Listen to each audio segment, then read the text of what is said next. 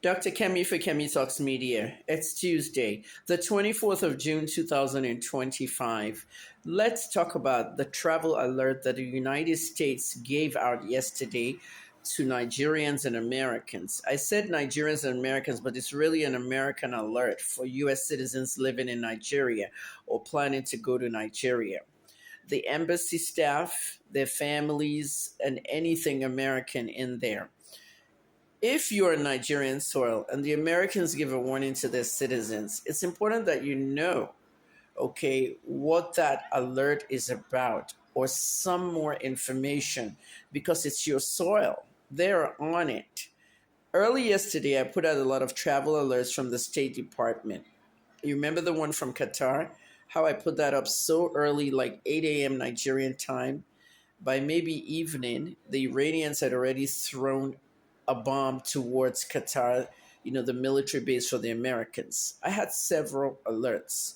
I posted them all, and Nigeria was one of it.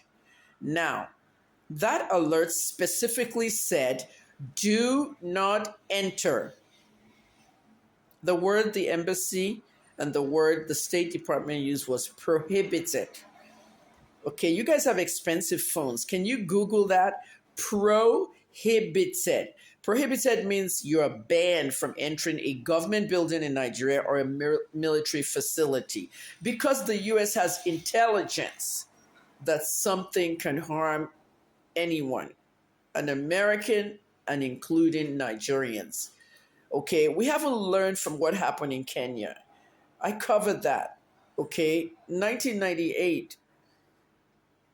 There was a bomb at the U.S. Embassy, and that bombing simultaneously went off in Dar es Salaam, Tanzania, at the U.S. Embassy over there.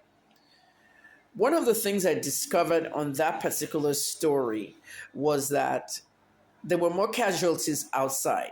200 Kenyans died outside because the way the U.S. Embassy was in Nairobi, if you want to go look at it now, it's not the same, okay? The way they had it then, all right, a lot of people, it was literally on the road, and a lot of people sold things outside the embassy. You know those people that hawk stuff, they'll sit down with their yams and their pepper, and that's how it was. No one was ready. Al-Qaeda did that one. And when that bomb went out, boom, everybody, there was a lot of blood outside the embassy, 200 Kenyans.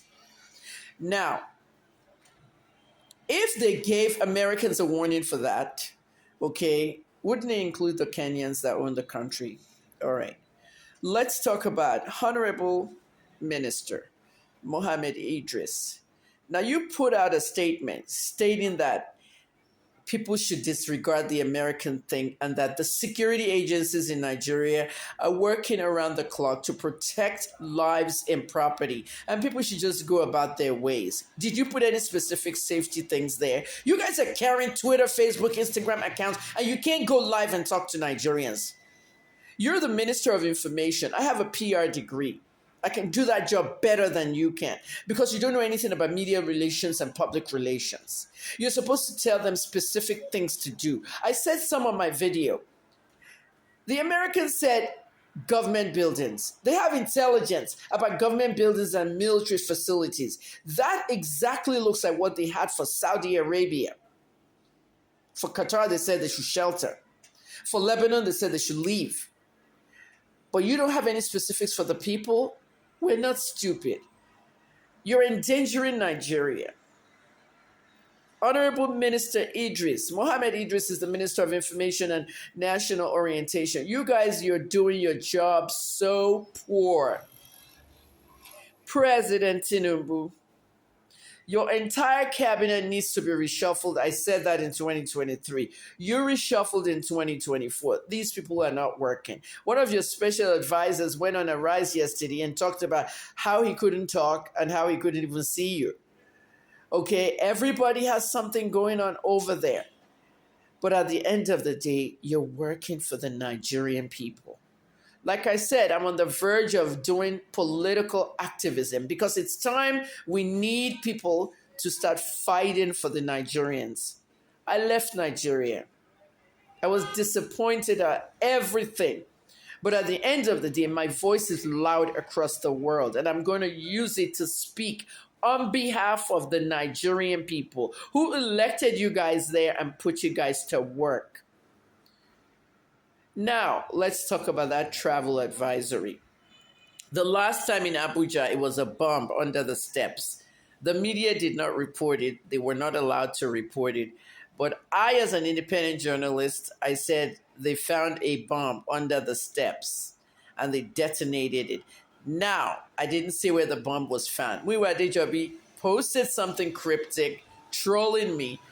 And what did he say? He said, some activists and some journalists that we trust and we like are causing kind of panic within the people. Everyone can move around in Abuja.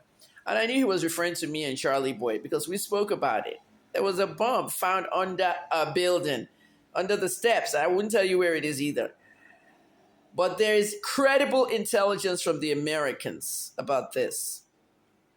For you, the ordinary Nigerian, I've told you what to do. If you see any suspicious things like packages, like I always use that puff example. Government offices in Nigeria, they're dirty outside. The steps are dirty. You walk on the steps and you see a bag of something. Somebody is eating boiled groundnuts and the shell is in the bag and they don't put it in the trash. They just leave it there on the steps. It could be a bomb. Okay? Any cars parked unusually with no drivers in there in front of a building that belongs to the government, a ministry, or even a military facility, the barracks. And the military bases in Nigeria, they call them barracks. People live in there with their families. If you're American, don't go in there. If you're Nigerian and your family lives in the barracks or you have to go pick up somebody in the barracks, be aware of your surroundings. Okay, this is not something you put in a statement and send out to the media. We're working 24/7 and our security agencies are protecting lives and properties, of the people. No, you're not.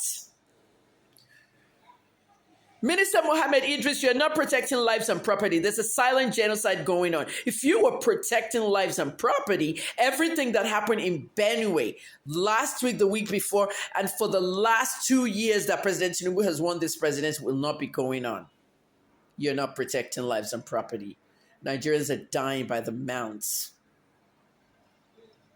You need to do better at the Ministry of Information. You really need to do better. You need to start using social media to the max. You have these handles. Federal Ministry of Information and National Nutrition has a Twitter account. You go live and you do a Twitter space. What is wrong with you guys in Nigeria? The Nigerian people are dying. They're not enjoying the country. The ones that can afford it have left. And it's not like it's better outside Nigeria. Every country has its own share of problems. But you're not protecting lives and property and you're not protecting Nigerians. I'm going to start hammering on you with a new video every day. If elections are coming, everybody wants the vote, it's enough. Nigerians first. Make Nigeria great again.